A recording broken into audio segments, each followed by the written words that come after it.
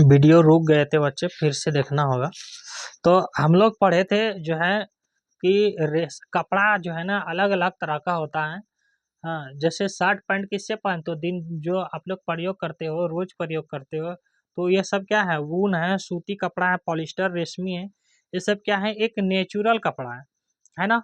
हम लोग कपड़ा की विभिन्नता को देखते हैं, अलग अलग कपड़ा होता है। कपड़ा कैसे बनता है, कोई छोटी छोटी सा रुई धागा से ही कपड़ा बनते हैं, धागा से कपड़ा बनते हैं। और वो धागा किसके बने होते हैं, तो रेशा यानी कि फाइबर तंतु से बने होते हैं। धागा किससे बनते हैं, धागा धुमाका गमाका धागा ये बनता है रेशा, और रेशा को बोलते हैं तंतु, तमन स्वा तरसु का तंतु, अंग्रेजी में FIBER फाइबर। और कुछ रेशा क्या होता है, प्राकृतिक होते हैं, और कुछ जीव जंतु से भी मिलते हैं। जो प्राकृतिक होते हैं वो सब कौन सा है, जैसे क्या कहते हैं, कॉटन, कॉटन, सूती, सरसों का दीर्घी का सूती, जिसको COTTON कॉटन कपड़ा बोलते हैं ना, सूती को, है ना। ये क्या है, प्राकृतिक है। जैसे सिल्क, रेशमी, रेमे का दीर्घी का रेशमी, सिल्क SILK के सिल्क। हाँ, उसके बाद क्या होता है, ऊनी कपड़ा, ऊनी, ऊनी कपड़ा का कपड़ा, इसको क्या बोलते हैं, वुडन, WOO DLEN वुडलन। ये सब क्या है, एक प्राकृतिक रेशा है ना। और ये कहाँ से प्राप्त होते हैं, तो ये पादप प्लांट से होते हैं, जैसे कपास से, पटसन से, नारियल आदि से, इस सब से प्राप्त होता है। ये भी एक क्या है, प्राकृतिक का दो स्रोत है। जैसे जीव जंतु भी क्या है, प्राकृतिक ही स्रोत है। तो ये इसमें जिसको जीव जंतु से प्राप्त होता है उसको बोलते हैं जावंत, है ना। इसको जावंत एनिमल फाइबर बोलते हैं। और इसके अंदर आ जाते हैं याक, याक, और एक भेड़ लिख लो, तो भेड़, भेड़ देखे हो ना, भेड़, हम इधर आते हैं, इधर से जो है ठीक रहेगा। भेड़ देखे हो, भेड़, ये देखो भेड़, देखो ये जूट है, सफेद सफेद सा जूट है। अति ये क्या है, क्या कहते हैं उसको, पटसन है, पटसन, ये सफेद सफेद दिख रहा है, फूल, फूल की तरह। और ये जो है जूट है ना, ये क्या है, याक है। और ये वाला देखो भेड़ वगैरह है, इससे जो है रेशा प्राप्त किया जाता है। जो रेशा जंतुओं से प्राप्त होता है उसे जावंत रेशा कहते हैं। जैसे रेशम, ऊन आदि रेशम कीटों से प्राप्त होते हैं। देखो हम लोग पढ़े हैं ना, रेशम, रेशम जो है और ऊन, रेशम और ऊन, ये सूती कपड़ा को जो है बाद में देखेंगे। ये रेशम और ऊन इसमें आ जाएगा, ठीक है ना। इसको मिटाते हैं, इसके नीचे लिखेंगे रेशम, र का रेशम, जिसको सिल्क कहते हैं, SILK के सिल कहते हैं। इसको भी मिटा देते हैं यहाँ से। और जूट, जदुर्घु का जूट, जूट इसमें कैसे आएगा, जूट इसमें नहीं आएगा ना, ऊन आएगा इसमें, ऊन। अच्छा, ऊन इसमें भी कैसे आएगा, ऊन किससे प्राप्त होता है, देख लेते हैं।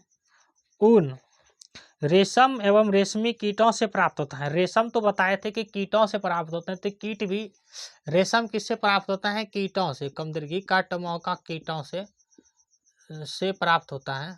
प्रश्न जो आँख का प्रश्न प्राप्त होता है, ये रेशम के ऊपर क्या करते हैं, कुछ कीट डाल देते हैं, उसी से रेशम बनते हैं, है ना।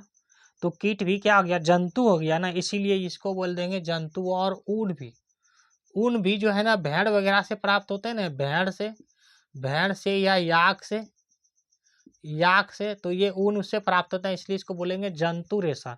ये याद रखना, पूछे जाएंगे कि ऊन किससे प्राप्त होते हैं, रेशम किससे प्राप्त होते हैं, ये कौन सा रेशा है। हाँ, ऊन भेड़, बकरी, खरगोश, याक, ऊँट आदि के बालों से प्राप्त होते हैं। ऊन किससे किससे प्राप्त होते हैं, भेड़, याक, बकड़ और दीर्घी का बकरी, ब लिखे हैं ये, बकरी और क्या करते हैं, ऊँट दरगूक ऊँट से भी प्राप्त होते हैं। जिसमें भी बड़े बड़े बाल है ना, उससे प्राप्त होते हैं कौन सा, ऊन। तो जानवर से जो प्राप्त होगा उसको बोले कि यावंत रेशा। हजारों वर्ष तक वस्त्र, क्या है ये, हजारों वर्ष तक वस्त्र निर्माण के लिए केवल प्राकृतिक रेशा का ही उपयोग होता था। पहले किसका प्रयोग होता था, तो प्राकृतिक का होता था। जैसे जूट वगैरह प्राकृतिक है ना। जैसे पटसन प्राकृतिक है, नारियल क्या है, प्राकृतिक है। नारियल तो पेड़ पौधा हो गया ना, जो पेड़ पौधा हो गया प्राकृतिक है। पिछले लगभग 100 वर्षों में से मनुष्यों द्वारा विभिन्न प्रकार के रसायनों का उपयोग कर रेशा निर्माण किया जाता है। मतलब 1000 वर्ष पहले जो है ना प्राकृतिक निर्भर था, लेकिन ये मनुष्य ने 100 वर्ष के बाद जो है ये क्या करने लगा कि ये अलग अलग रसायन का प्रयोग करने लगा और क्या, रेशा का निर्माण करने लगा, जिन्हें संश्लेषित रेशा या मानव निर्मित रेशा कहते हैं। जैसे नायलॉन, पॉलीथीन, पॉलीथीन, एक्रिन, टेलिलीन, ये संश्लेषित रेशा है। देखो पहले जो है ना, पहले लोग जो प्रयोग करते थे, पहले वो कैसे करते थे, प्राकृतिक रेशा का प्रयोग करते थे, प्राकृतिक रेशा का। और ये 1000 वर्ष पहले, हिंदी में लिख देते हैं, जमा का रमक, हजारों वर्ष पहले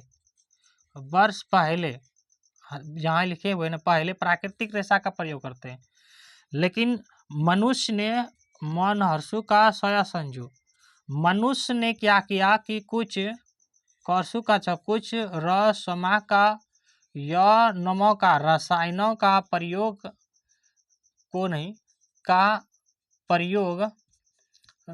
करके कुछ संश्लेषित रेशा बनाया। रसायनों का प्रयोग करके कुछ रेशा का निर्माण किया।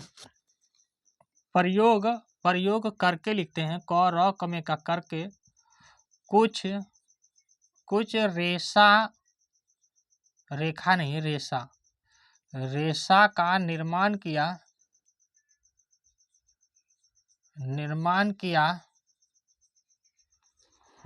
और जो निर्माण किया उसे क्या बोलेंगे, संश्लेषित रेशा बोलेंगे।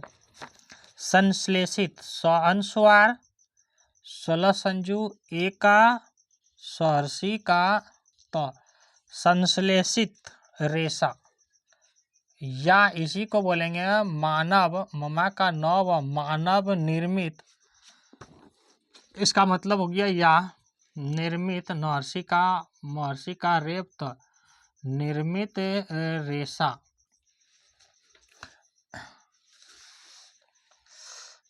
रेशा यहाँ पे तालब सा कर दो।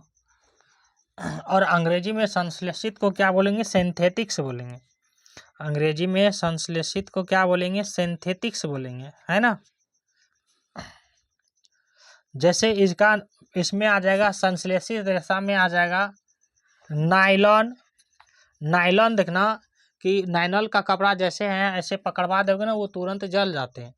नायलॉन, नमा का या नायलॉन नहीं, नायलॉन। और इसमें आ जाएगा पॉलिस्टर, पमा का लहर्षी का सट्टा संजूरा। पॉलिस्टर का कपड़ा देखना तुरंत जलने लगता है, पहनने का खोजेगा कोई पॉलिस्टर का, पॉलिस्टर नहीं लिखा जाता है, पॉलिएस्टर, सट्टा संजूरा, पॉलिएस्टर। और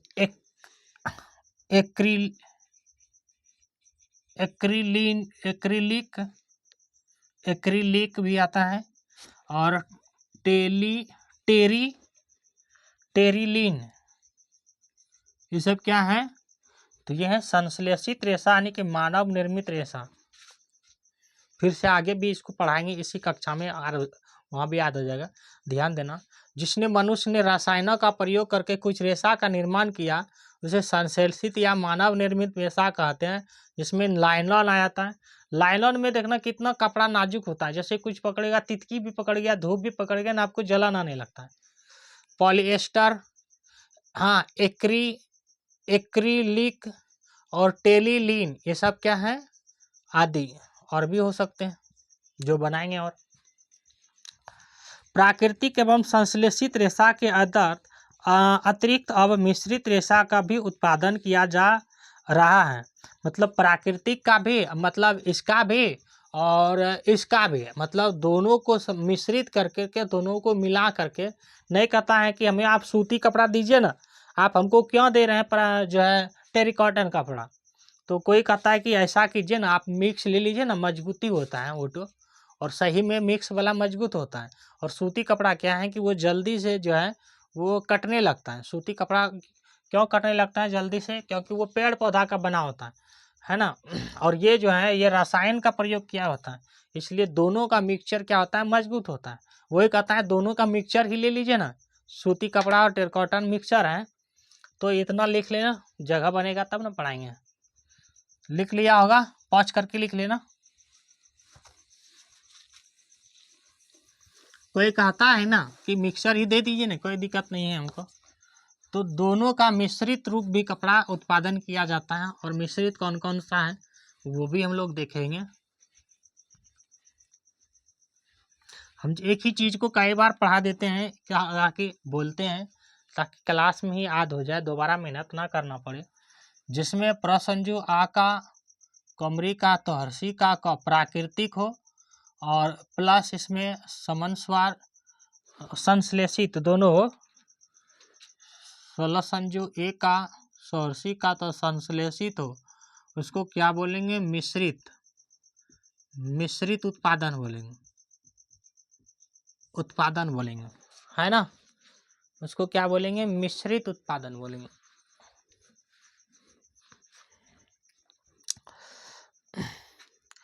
मिश्रित रेशा उत्पादन प्राकृतिक एवं संश्लेषित को मिलाकर किया जाता है। जैसे पौधों से प्राप्त रेशा वस्त्र बनाने तक की यात्रा। जैसे रुई, रुई रुई रुई रुद्रभु का रुई, रुई जानते हो ना, रुई देखो है ना, रुई वो पौधा से ही बनते हैं। क्या आपने रुई देखी है?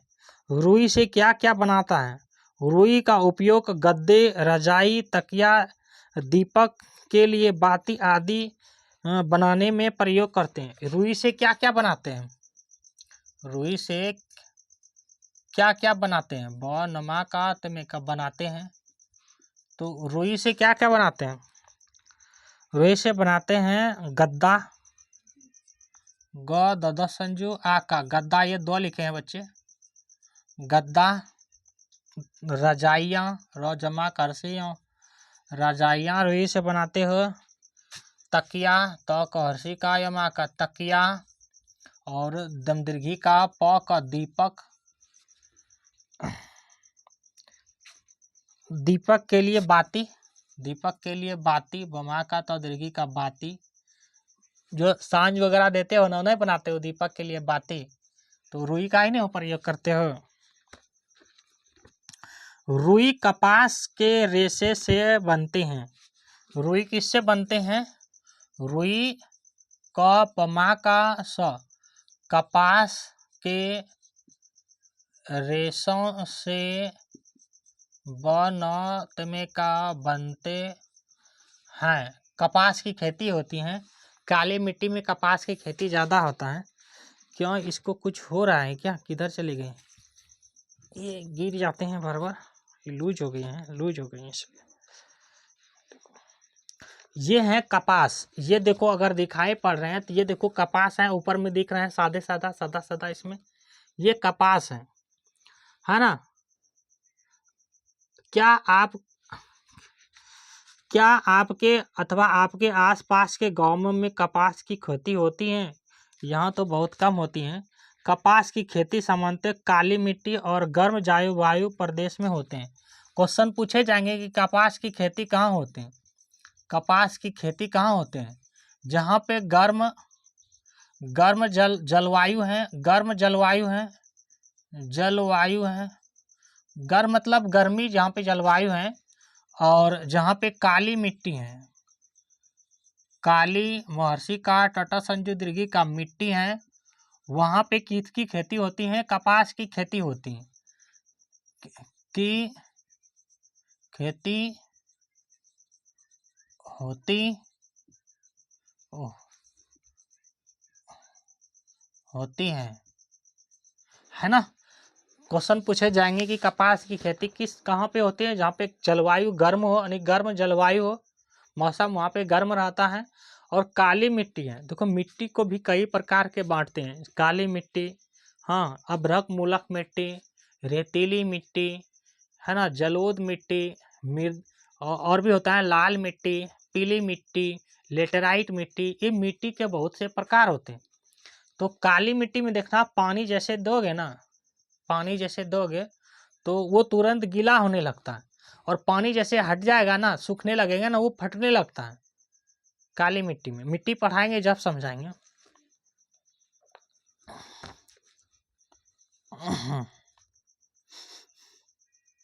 हमारे देश में सामान्यतः ये कहाँ कहाँ मिलते हैं, तो ये मिलते हैं, देखो ये कहाँ कहाँ मिलते हैं, रुई यानी कि कपास की खेती कहाँ कहाँ होते हैं। हम कपास को पढ़ रहे हैं, रुई को पढ़ रहे हैं, तो छोटा सा सब जो है टूटी फूटी हम भारत बना देते हैं आपके लिए। ये छोटा सा नहीं, बढ़िया भारत बना देते हैं। ये क्या है, भारत बना दिए आपके लिए, ये हो गया भारत।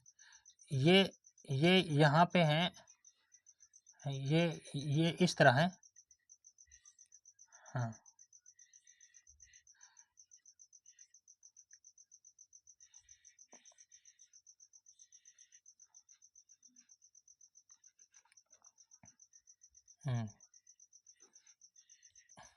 ये हो गया आपका भारत, यहाँ पे गुजरात है, ठीक है ना बच्चे।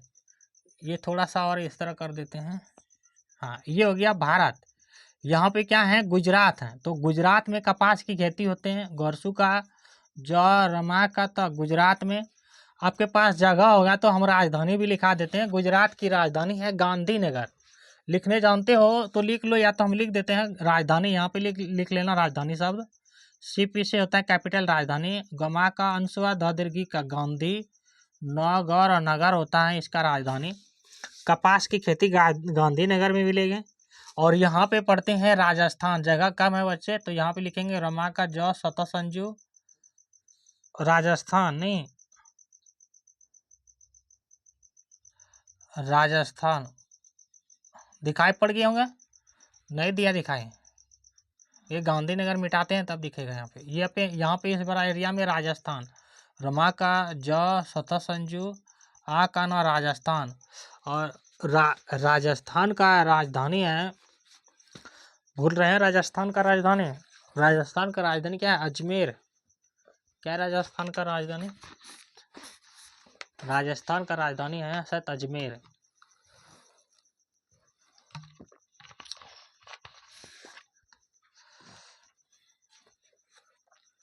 जहाँ पे कपास की खेती होती है राजस्थान में। इसके ऊपर यहाँ पे मिलेंगे आपको पंजाब, यहाँ पे मिलेंगे पंजाब, पमन सुवार, जमा का व पंजाब। पंजाब की राजधानी है चंडीगढ़, और हरियाणा की राजधानी है चंडीगढ़, है ना। यहाँ पे मिलेंगे आपको महाराष्ट्र, म, हम, आ का, रमा का, सट संजू। महाराष्ट्र की राजधानी है मुंबई। और इसके बाद यहाँ पे मिलेंगे आपको मध्य प्रदेश, म, दय संजू, मध्य प्रदेश, प्रसंजू द एक का स, प्रदेश। मध्य प्रदेश में भी मिलेंगे कपास, इसकी राजधानी है, मध्य प्रदेश की राजधानी भोपाल, है ना।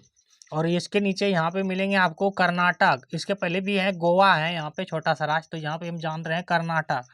क नमा का रेप, ट क कर्नाटक, और कर्नाटक की राजधानी है, कर्नाटक की राजधानी है, कर्नाटक की राजधानी है बेंगलुरु, हाँ, कर्नाटक की राजधानी है बेंगलुरु। और यहाँ पे सबसे जो नीचे है ना, ये नीचे भी समुद्र में बच्चों, ये नीचे समुद्र है, ये जो लिख रहे हैं ये वाला हिस्सा भारत के पास, यहाँ पे बांग्लादेश है, बाकी ये समुद्र है। तो ये समुद्र के अंतिम छोर पे, भारत के अंतिम छोर में है तमिलनाडु, टमहर्षि का ल, तमिल, नोमा का, डहर्सु का, तमिलनाडु।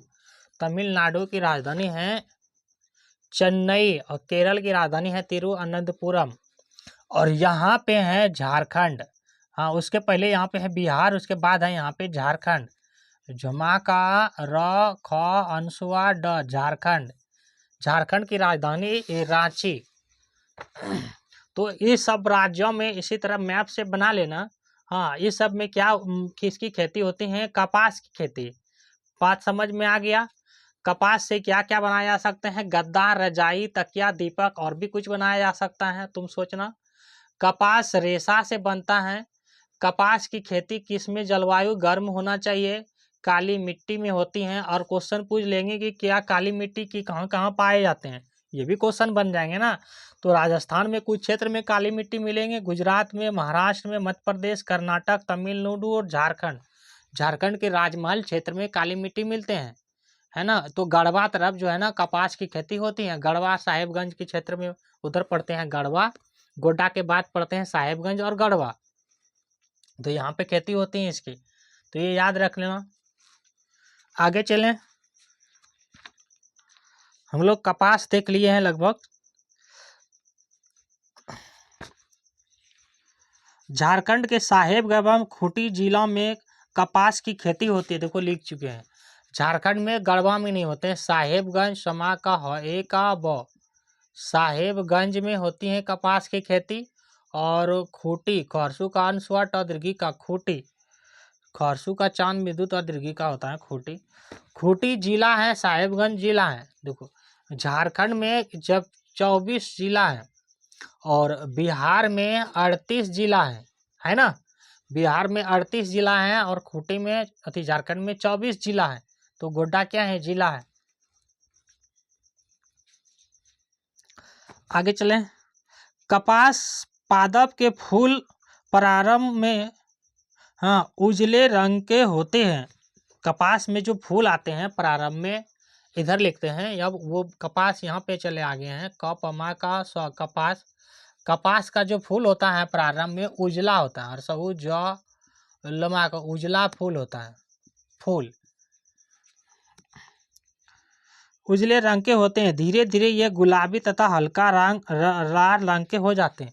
यही फूल कैसे हो जाता है बाद में? गुलाबी, गरसू का, लमा का, बदरगी का गुलाबी। और गुलाबी से कैसे होने लगता है? धीरे धीरे गुलाबी या हल्का लाल रंग का, हल्का लाल होने लगता है। इतना नहीं पूछेगा। हाँ, परिपक्व मतलब जो होता है जब पक जाता है उसको परिपक्व बोलते हैं। होने के बाद फूलों की पंखुड़ियाँ गिर जाती हैं। हरे रंग के बीज बच जाते हैं जो धीरे धीरे बढ़कर नींबू के आकार का हो जाते हैं, जिसे कपास गोलक कहते हैं। जो है ना कि जब इसमें बीज आता है, फूल के अंदर ही तो बीज होती है ना। जब फूल आते हैं तो इससे जो है वो फूल गिरने लगते हैं तो बीज बच जाते हैं। बीज, बदरगी का जब बीज, और यही बीज बड़ा जब होता है तो वो कैसा हो जाता है? नींबू की तरह। जिस तरह नींबू है ना, नमदीर्घी का, बदुर्घू का नींबू गोल होता है। और इसी नींबू से जो बनता है उसी को वो कपास गोलक कहते हैं। नींबू को क्या बोल देंगे? कपमा का स कपास, गमो का ल का गोलक कहते हैं। क्या दिखाई पड़ रहे होंगे, है ना। कपास गोलक के भीतर ही कपास रेशा ही बहुत ही बारीक मुलायम रेशे के रूप के बीज के चारों ओर लिपटे होते हैं। मतलब इसी कपास गोलक के चारों ओर जो है ना रेशा लिपटा होता है ना।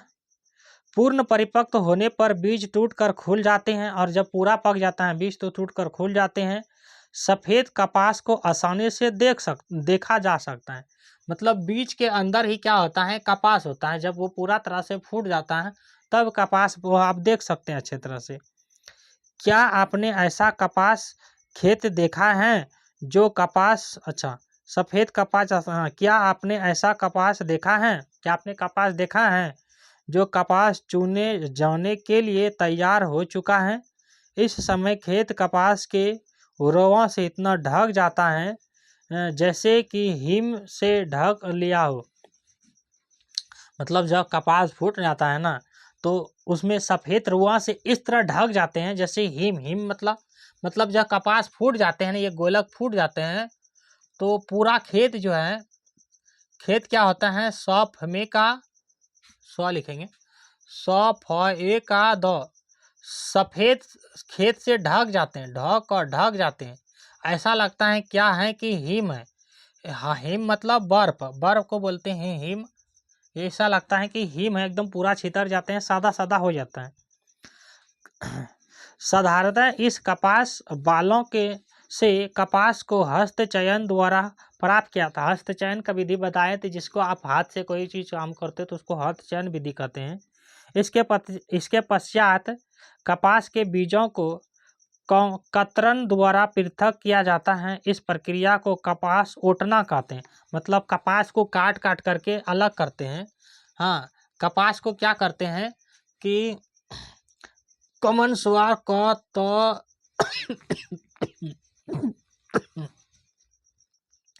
कतन के द्वारा इसको दोबारा अलग करते हैं, अलग अलग करते हैं। और इसको क्या करते हैं, जिससे अलग करते हैं तो उसको बोलते हैं कपास ओटना। कपमा का कपास, ओमो का ट नमा का ओटना। देखो डीप से पढ़ लिए कपास को। आजकल कपास ओटने के लिए मशीनों का भी उपयोग करते हैं। यानी आजकल क्या करते हैं, कपास ओटने के लिए आप मशीनों का, अपने कपास को तोड़ तोड़ के अलग करने के लिए आप मशीनों का प्रयोग करते हैं। ये सारी चीज़ों को फिर से समझते हैं।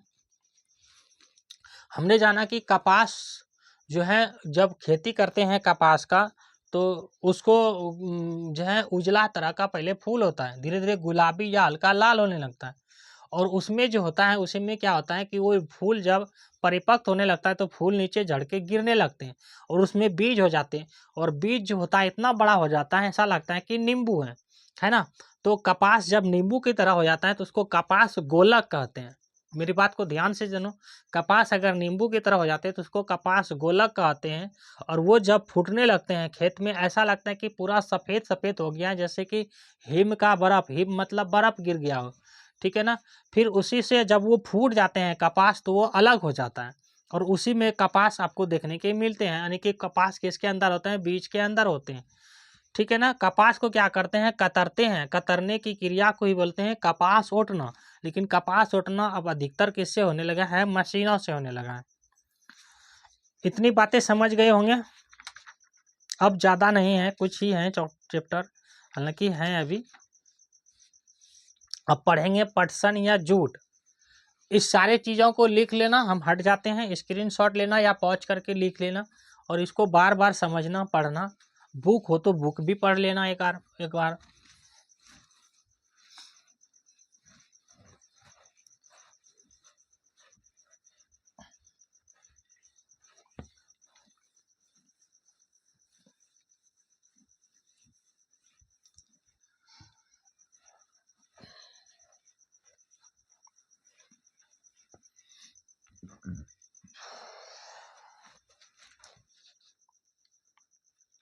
अब देखेंगे जूट। पटसन को ही जूट बोलते थे ना, पटसन। पटसन या इसी को बोलते हैं जूट। जदुर्घु का ओ टूट नहीं, जूट, जदुर्घु का ट जूट। जूट देखो ये है, यहाँ पे अगर दिखाई दे रहे होंगे, ये देखो जूट खड़ा किया हुआ है। जूट या इसी को पाट, यानी पटसन को पाट या पटुआ बोलते हैं। नमक पादप के तने से प्राप्त किया जाता है। तना हम बताए थे, ये जूट, जूट यानी पाट, पमा का ट पाट या पटुआ, टहरसू का आका, पटुआ से प्राप्त किया जाता है। टमरसू का आका, पटुआ से नामक पादप से प्राप्त किया जाता है। ये लिख देते हैं इधर, पाट या टहरसू का आका पटुआ नामक पादप से प्राप्त करते हैं। पमा का द पादप से प्राप्त करते हैं। पादप के तना से, के तना से।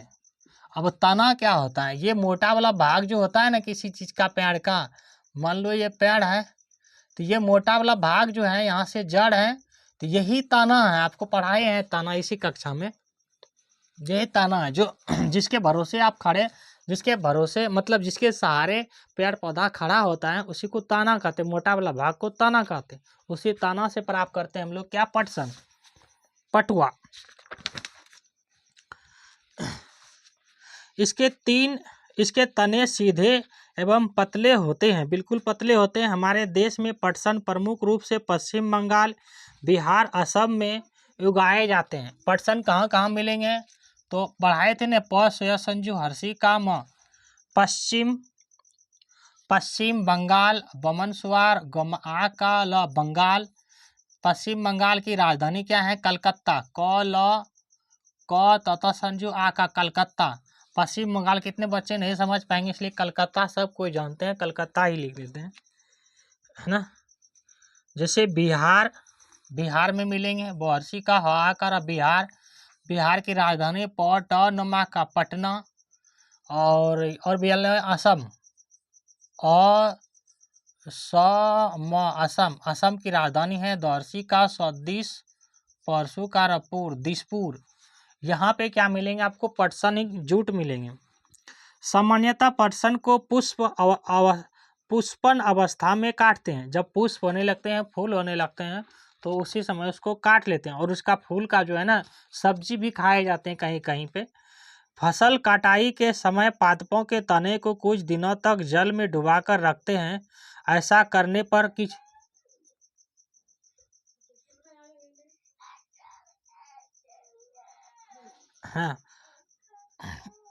मतलब उसको पानी में रख देते हैं कुछ समय बाद और फिर उसको सुखाकर बांधकर इसको बंडल बनाया जाता है। पटसन से तैयार रेशे से बोरियां, रस्सियां, सजावटी सामान बनाते हैं। मतलब बात को समझा। पटसन में जब फूल होने लगती है ना तो पटसन को काट लेते हैं और काट के क्या करते हैं उसको पानी में 2 दिन 4 दिन 10 दिन छोड़ देते हैं और उसको फिर निकाल के धो के जो है उसको साफ करते हैं। फिर उसको जो है बोरी वगैरह बढ़ते हैं, किसी में लपेट के रखते हैं।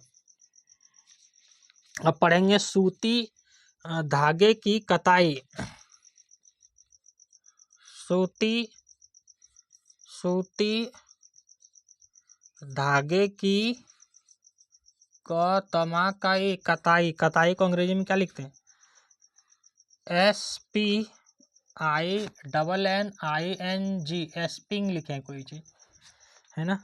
आप स्वयं सूती कपड़ा का धागा बनाने का प्रयास करते हैं, है ना। एक हाथ में कुछ रुई पकड़िए, हाँ, दूसरे हाथ के अंगूठे से या तर्जनी के बीच चुटकी भरिए। मतलब कुछ रुई पकड़ के, मतलब धागा भी सूती का कैसे बनते हैं, रुई पकड़ के ऐसे ऐसे ऐसे लंबा लंबा करता है तो वो धागा बन जाता है।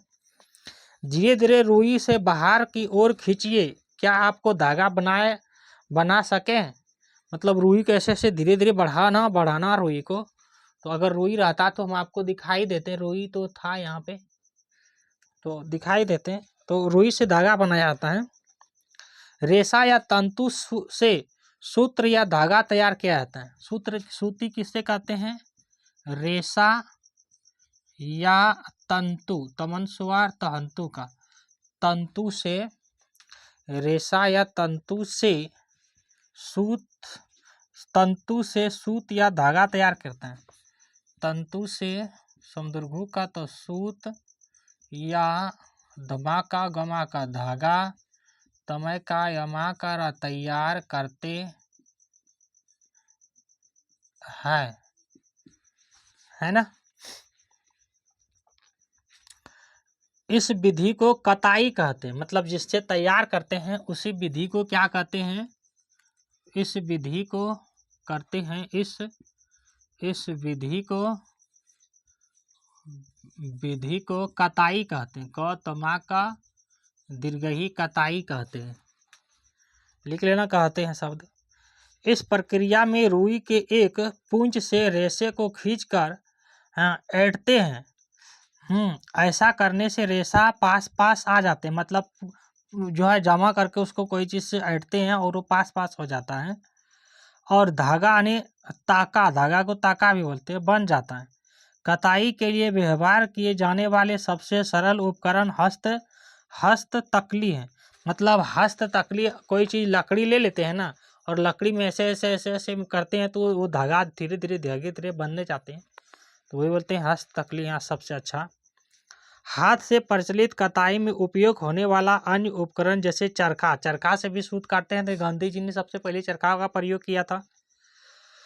स्वतंत्रता आंदोलन के में राष्ट्रपिता महात्मा गांधी ने चरखे का प्रयोग को बढ़ावा दिया था। स्वतंत्रता आंदोलन स्वंस्वार अंशवा त्र तो आका स्वतंत्रता आंदोलन अंशवार दमो का लन आंदोलन के समय सबसे पहले किसने प्रयोग किया था? सबसे पहले चरखे का प्रयोग। किसका प्रयोग? चरखे का। स्वतंत्रता आंदोलन के समय चरखे का खे का चरखे का प्रयोग कब किया था? स्वतंत्रता आंदोलन के समय। आप सीधा से लिख लेना। सबसे पहले महात्मा गांधी ने किया था। मा का तमा संजू आ का महात्मा गांधी ने किया था, यानी कि बढ़ावा दिया था, लिख सकते हैं। महात्मा गांधी ने लिख लो, बढ़ावा दिया था। इससे घर घर में चरखे द्वारा सूत तैयार किए जाने लगा तथा उन्हीं सूती से तैयार किए गए वस्त्र का उपयोग किया जाना और उसी सूत से वस्त्र जो तैयार किया जाता था उसका उपयोग करते थे, है ना। इस तरह स्वतंत्रता आंदोलन के समय अंग्रेजों के मिलों से तैयार कपड़े का बहिष्कार किया गया। मतलब जो अंग्रेज उस समय थे, भारत में शासन कर रहे थे अंग्रेज, तो सूत का जब प्रयोग को बढ़ावा दिया महात्मा गांधी ने, तो उसका अंग्रेजों का जो कपड़ा हुआ करता था उसका बहिष्कार हुआ और सूत काट काट के ये मनुष्य भारत के लोगों ने क्या करने लगा? अपना वस्त्र तैयार करने लगा। ये देखो चरखा दिखाई पड़ रहे होंगे, ये है चरखा, छोटी कक्षा में भी पढ़े होंगे, ये चरखा है। बृहत मतलब बड़े पैमाने पर धागों की कताई का कार्य कताई मशीनों की सहायता से किया जाता है। कताई के पश्चात धागा का उपयोग वस्त्र बनाने में किया जाता है। धागे से वस्त्र, ये देखो ये वस्त्र बनाते हैं ना, धागा से बुनाई करके बनाते हैं। धागों के दो सेटों को आपस में व्यवस्थित करके वस्त्र बनाने की क्रिया को बुनाई कहते हैं। मतलब धागा को क्या करते हो? धागा को ऐसे ऐसे जो है आपस में जोड़ देते हो, तो वो क्या करते हैं? उसको बुनाई कहते हैं।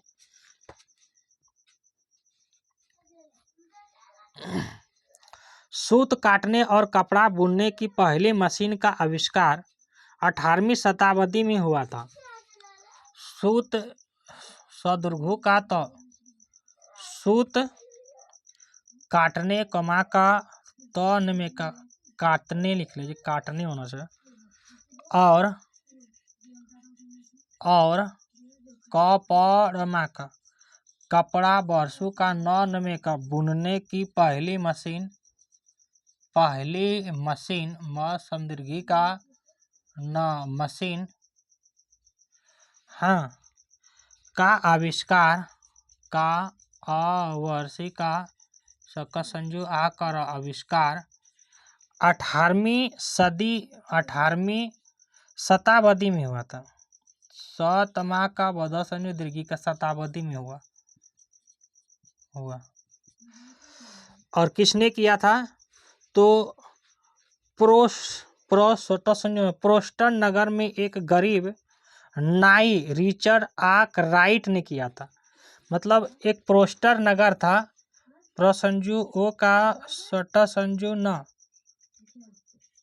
प्रोस्टर नगर के एक गरीब नाई जानते हो ना, नाई जो दाढ़ी वगैरह बनाते हैं, बाल काटते हैं, उसको नाई, जिसका नाम था रिचर्ड रॉसी का रिचर्ड आर्क राइट, रमा का हर्षाइट राइट ने किया था। कब किया था इसने? तो 1767 में। 1767 में जो है सबसे पहले एक नाई है जिसने कपड़ा बनाने के लिए और सूत काटने के लिए पहला मशीन को बनाया था, जिसका नाम था रिचर्ड आर्क राइट। 1767 में रिचर्ड आर्क नाइट ने सबसे पहले सूत काटने और कपड़ा बनाने वाला मशीन का आविष्कार किया 18वीं सदी में। देखो 18वीं सदी किसको कहते हैं? 1700 से 1800 पुरने में एक साल कम रहेगा तो उसको 18वीं सदी बोलेंगे। और 1800 से जो भी स्टार्ट हो जाएगा, जैसे 1801 1802, उसको 19वीं सदी बोलेंगे। जब 1900 के बाद कुछ स्टार्ट हो जाएगा उसको 20वीं सदी बोलेंगे, है ना। और 2000 के बाद कुछ प्रारंभ हो जाएगा, उसको 21वीं सदी बोलेंगे। तो अभी क्या 21वीं सदी है। 2000 के बाद जो है, जब आगे जाएंगे तब जानेंगे किसकी सदी हुआ। राइट ने कपड़ा बुनने के एक अन्य मशीन बनाए। हाँ, 80 तकिया थी, मतलब 80 तो तकिया था। इन्हें मशीन को पवन चक्की की सहायता से चलाया जाता था। और इसने जो मशीन बनाया था, पवन मतलब हवा, तो पवन के द्वारा, पवन चक्की के द्वारा उस मशीन को चलाया जाता था, जो इसने बनाया था मशीन को, है ना। बुनाई को आप जानते हैं, बुनाई करते हैं ना ऐसे हाथ से, जो सूटर वगैरह बुनते हैं तो दोनों हाथ में कांटा ले लेते हैं और बगल में ऊन रखते हैं, और उसको सुई कांटा से ऐसे ऐसे, देखना मम्मी या जो भी घर में बनाती हैं उसको देखना कैसे बनाते हैं। ये देखो ऊन बना रहे हैं, बुनाई तो बुनाई जानते होंगे, इसको छोड़ दो। पता है, इन्हें भी जानिए। प्राचीन काल में लोग वृक्षों की छाल, देखो प्राचीन काल में जब कपड़े नहीं थे तो उस समय लोग क्या पहनते थे, तो पहले तो पहनते भी नहीं थे, तो जब धीरे धीरे देखा कि कुछ ढकने के लिए जब ठंडे लगते थे तो कुछ ढक लेते थे, पत्ते उत्ते कुछ कपड़े, मती पत्ता ढक लेता था, कुछ जो है जानवरों के खाल ढक लेते थे, तो उसको गर्मी एहसास होने लगा। तब जाना कि प्राचीन काल में लोग ने कि कपड़े अति शरीर को ढकने के लिए भी कुछ चाहिए। तो पढ़ते हैं फिर बताएंगे। प्राचीन काल में लोग वृक्षों की छाल, वृक्ष मतलब पेड़ की छाल, पत्तियां, जंतुओं की खाल पहना करते थे, है ना। पहले तो कुछ पहनते ही नहीं थे, पहले तो बंदर थे, बंदर से धीरे धीरे मनुष्य का जो है रूप लिया, मनुष्य का रूप लिया तो उसने नहीं खाना जानते थे, तो खाना तो पकाने कहाँ से जानेंगे, वो कच्चे खाते थे, जानवर उनवर ये वो खा लेते थे, रहते थे, ठीक है ना। और पहनते थे क्या, तो वृक्ष का छाल और कुछ पत्ती तोड़ लेते थे, फिर जंतु का खाल मतलब जानवर का खाल। हाँ, खेती के आविष्कार के बाद टहनी एवं घास को भून कर वस्त्र बनाने लगे। जब धीरे धीरे खेती किया उन लोगों ने, जो है प्राचीन काल के लोगों ने, तो खेती किया तो उसके टहनी को तोड़ तोड़ के कुछ कपड़े तरह का बनाया, और घास को तोड़ करके और वस्त्र बनाया और उसको पहनने लगा। इसके बाद जंतुओं के बालों को आपस में ऐंठन देकर वस्त्र तैयार किया। उसके बाद जब वस्तु का, जंतु का जो है बाल उल निकाल लेते थे, जब जैसे भेड़ का जो है निकालते तो उससे क्या बनता है, रेशा बनता है। भेड़ का रास रास को, उसको रेशा को क्या बोले, जावंत रेशा बोलेंगे, है ना। तो उससे क्या करने लगा कि उसके बाल से भी उसने जो है बनाने लगा। गंगा नदी के किनारे के क्षेत्र में कपास की खेती होने के बाद रुई से वस्त्र का प्रचलन शुरू हो गया। क्वेश्चन पूछे जाएंगे कि रुई का वस्त्र का प्रचलन कहाँ से शुरू हुआ था, तो गंगा नदी क्षेत्र के किनारे जब कपास की खेती होने लगा तो वहाँ से स्टार्ट हो गया था वस्त्र का। हालांकि अभी पे जो है गंगा नदी, जैसे पश्चिम बंगाल किसके किनारे है, तो गंगा नदी है ना, पश्चिम बंगाल में गंगा नदी बहती है। पश्चिम बंगाल में जैसे झारखंड से होते हुए फिर गंगा नदी कहाँ चले जाते हैं, तो पश्चिम बंगाल में साहेबगंज के रास्ते पश्चिम बंगाल में चली जाती हैं। झारखंड में कहाँ पे गुजरते हैं, साहेबगंज में, साहेबगंज में क्या मिलते हैं, उसके बाद पश्चिम बंगाल है, उसके बाद बांग्लादेश है ना। नहीं जानते हो तो जान लो। सिलाई करना नहीं आने के कारण लोग अपने शरीर को वस्त्र से आच्छादित कर लेते थे। रुई के आविष्कार के बाद वस्त्रों की सिलाई की जाने लगी। मतलब पहले सिलाई भी नहीं करते थे, तो वस्त्र को वैसे जैसे बनाया, धागे के जोड़ कर, बालों को जोड़ करके, उसके बाद क्या करने लगा, उसी को ढक लेते थे। जब रुई बनने लगा, धीरे धीरे कपास की खेती होने लगी तो रुई बने, तब उसको सिलाई करने लगा। यह रोचक है कि आज भी साड़ियाँ, धोती एवं लुंगियों को बिना सिले ही उपयोग लाया जाता है। विभिन्न संस्कृतियों में वस्त्र में विभिन्नता हमारे देश की खास पहचान है। और अभी भी धोती, साड़ी, लुंगी की को क्या करते हैं, सी को थोड़ी पहनते हैं, सी के लुंगी पहनते हैं कोई ही लोग पहनते हैं, जैसे मुस्लिम माइनॉरिटी के लोग पहनते हैं, सी के पहनते हैं, लेकिन हिंदू माइनॉरिटी के लोग जो है नहीं पहनते हैं, वो तो सीधे सीधे पहनते हैं। अब हम लोग पढ़ चुके हैं किसके किसको कौन सा रेशा कहते हैं।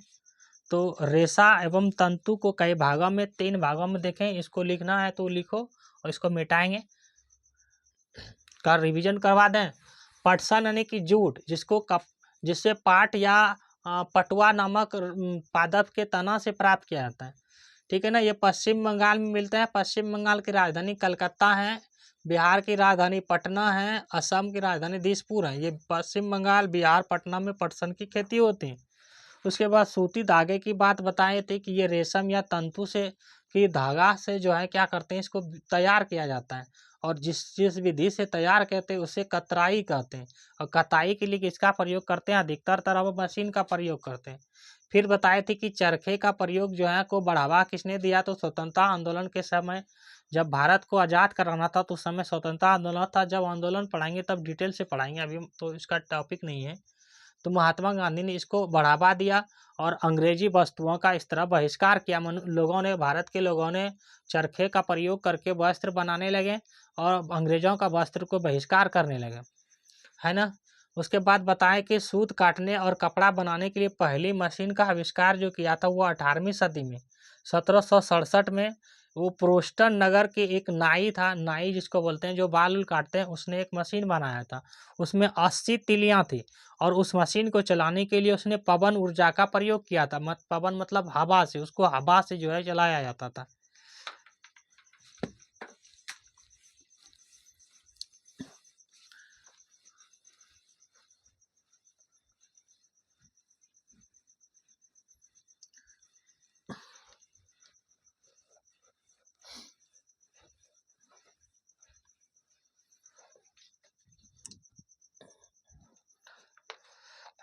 रेशा को क्या बोलते हैं, रेमे का स्वाक। रेशा को बोलते हैं तंतु। तमनसुआर तर्तु का तंतु अंग्रेजी में FIBER, फाइबर।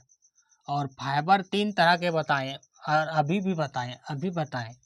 और एक होता है प्रसंजो आ का, कमरी का, तोरसी का, प्राकृतिक। और एक होता है संश्लेषित अनुस्वार स्वलसंजु ए का, स्वरसी का तो संश्लेषित रेशा, है ना। और एक होता है मिश्रित, महर्षि का, हर्षी का तो मिश्रित रेशा, अच्छा रेखा नहीं रेशा। तो प्राकृतिक को अंग्रेजी में बोलते हैं नेचुरल, NATURAL, नेचुरल। और संश्लेषित को अंग्रेजी में सिंथेटिक्स बोलते हैं। यहाँ लिख देते हैं SYNTHATIC,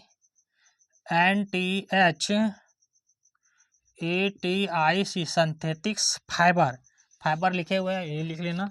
मिश्रित को मिक्स बोलते हैं, MIXED, मिक्स्ड, FIBER, फाइबर। और ये प्राकृतिक 2 प्रकार के बताए थे। एक पादप, मा का द पादप जिसे प्लांट फाइबर कहते हैं, PLANT, प्लांट फाइबर। और एक बताए थे जंतु जिसे जावंत बोलते हैं, जमा का वंश हुआ तो जावंत बोलते हैं। इसको बोलेंगे अंग्रेजी में एनिमल, जावंत को बोलेंगे एनिमल। चलो लिख लो, जंतु को एनिमल बोलते हैं, ANIMAL, animal, ANIMAL, animal fibre. पादप में क्या क्या आ जाएगा, पादप में आ जाएगा रुई को रुई को बोलते हैं COTTON, कॉटन। इसमें आ जाएगा जूट, इसको बोलते हैं JUTE, जूट। और जावंत में आ जाएगा रेशा, रिमे का स्वाका, रेशा जिसको बोलते हैं SIL के सिल्क। इसमें आ जाएगा ऊन, भेड़ वगैरह से जो प्राप्त करते हैं इसको बोलते हैं वूल। ये तो इसमें आ गया, है ना। और संश्लेषित में क्या आ जाएगा, इसमें आ जाएगा नायलॉन, बताए थे, नमा का नायलॉन। अंग्रेजी में भी इसको नायलॉन ही लिखते हैं, अंग्रेजी भी लिख लेगा NYLON, नायलॉन। पॉलिएस्टर,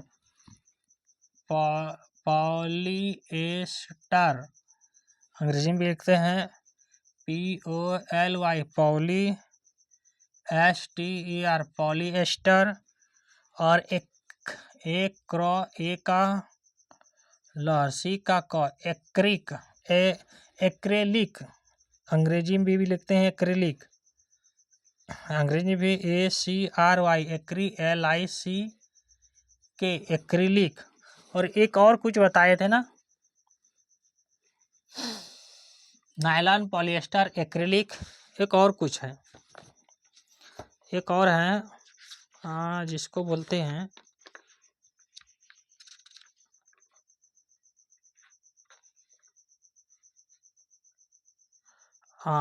इसको बोलते हैं, क्या बोलते हैं उसको, टेलिनिन। हाँ,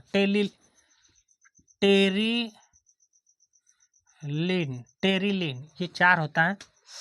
और इसमें आ जाएंगे आपका, मिश्रित में आएगा लाइक्रा, इसमें लिख लेना लमा का सही क्रॉ का लाइक्रा, अंग्रेजी में भी लाइक्रा ही लिखते हैं, LYCRA लाइक्रा। ये रखता है लीलेन,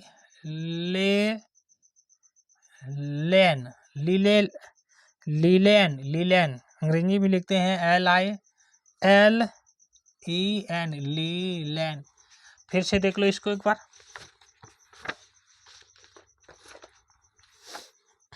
सब कोई अच्छे से देखना वीडियो को।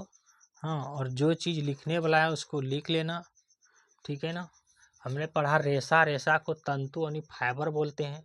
रेशा 3 तरह का देखे, प्राकृतिक रेशा, संश्लेषित रेशा, मिश्रित रेशा। प्राकृतिक रेशा, प्राकृतिक और संश्लेषित को मिला के ही बनाए हैं मिश्रित। प्राकृतिक 2 प्रकार का पादप, जिसको प्लांट और एनिमल मतलब जंतु को जावंत भी बोलते हैं। रुई और जूट, रुई कॉटन को बोलते हैं, जूट को बोलते हैं, जूट मतलब पटसन पटा जो है बोलते हैं पटसन को। ये पादप हो जाता है, जंतु में रेशा आ जाता है, जैसे कीट मकोड़ा से पाल के रेशा कीट से बनता जो है होता है। और ऊन, भेड़, बकरी जिसमें बाल होता है, यूट वगैरह जिसमें भी बाल होता है उसमें प्रयोग होता है। भेड़ से, बकरी से, याक से, ऊँट से, ये सब में होता है। संश्लेषित रेशा जिसको आप रासायनिक विधि से बनाते हैं, जैसे नायलॉन, पॉलिएस्टर, एक्रिक और टेलिन। मिश्रित रेशा में आ जाता है लाइक्रा और लीलेन और लाइक्रा। तो आज की क्लास द एंड होता है, द एंड है ना।